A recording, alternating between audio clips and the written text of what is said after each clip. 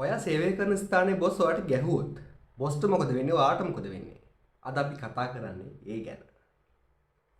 ඔයා සේවය කරන ස්ථානයේ හිමිකරු, අයිතිකරු, එහෙමත් නැත්නම් ඔයාගේ බොස් ඇවිත් ඔයාට තර්ජනය කරලා බැනලා ඔයාට අත උස්සලා ඔයාට ගහලා යනවා. ඒ වගේ වෙලාවට මොකද කරන්නේ? ඒ වගේ වෙලාවට ඔයාව ආරක්ෂා කරන්න තමයි ශ්‍රී ලංකාවේ නීතිය ශක්තිමත්. අද අපි කතා කරමු ඒ වෙලාවේ ඔබ මොකද කරන්නේ සහ ඒ සම්බන්ධ නීති රීති රාමුව ගැන. ඔයා දන්නවද ඒ වගේ වෙලාවක ඔයා හරියට නීතිමය ක්‍රියාමාර්ග ගත්තොත් ඔයාගේ බොස්ව හිරේ යවන්නවත් ඔයාට පුළුවන්. ශ්‍රී ලංකාවේ දන් නීති සංග්‍රහය 1883 දන් නීති සංග්‍රහයේ 314 වෙනි වගන්තියට අනුව ඔයාව තල්ලු කරලා එහෙම නැත්නම් ඔයාට කම්මුල් පහරයකට ලක් කරොත් ස්වේච්ඡාවෙන් තුවාල සිදු කිරීම යටතේ මාසයකට උනත් හිරේ යවන්න පුළුවන්. ඒ විතරක් නෙවෙයි. දන් නීති සංග්‍රහයේ 316 වෙනි වගන්තිය. 316 වෙනි වගන්තිය මොකක්ද කියන්නේ?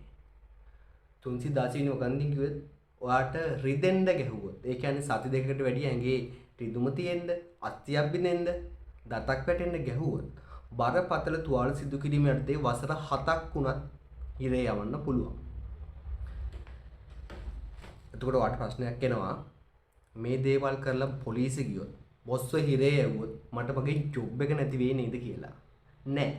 අන්න ඒ වගේ වෙලාවට ක්‍රියා කරන්න තමයි ශ්‍රී ලංකාවේ කම්කරු නීතිය කියන එක තියෙන්නේ.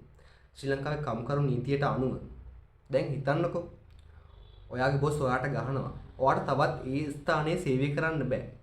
ඔයා එතනින් අයින් වෙන්න වෙනවා. හැබැයි ශ්‍රී ලංකාවේ නීතියට අනුව ඒක හිතන්නේ බොස් ඔයාව බලෙන්ම ජොබ් එකෙන් අයින් කරා වගේ තත්ත්වයක්. සේවයෙන් පන්නා දෙමුවා වගේ තත්ත්වයක්. ඒ වගේ වෙලාවක කම්කරු විනිශ්චය සභාවකට ගිහිල්ලා නඩුවක් දාලා ඔයාට ඔයාගේ පඩි අවුරුදු ගානක පඩි වන්දියක් විදියට ලබා ගන්න පුළුවන්. හරි. දැන් මේ දේවල් ටික කරන්න අපි මොනවද පිළිවෙලට කරන්න ඕන? මේ දවස්වල වෛරල් වෙනවා නේද වීඩියෝ එකක් ආයතනයක කෑම කඩේක ආයතන ප්‍රධානියෙක් ඇවිල්ලා තමන්ගේ ගෝලයට ගහන එකක්. හරි. ඒ වගේ ඒක අපිට දැක්කේ CCTV දර්ශන වලින්.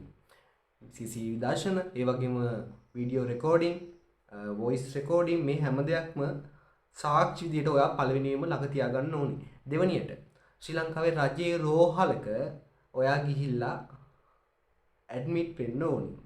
මොකද JMO අධිකරණ වෛද්‍ය නිලධාරිය ඇවිල්ලා ඔයාගේ තුවාල සිදු කිරීම, ඒ තුවාල අදාළ දේවල් සටහන් කරගන්නවා සාක්ෂි දෙකක් අපිට පාවිච්චි කරන්න පුළුවන්.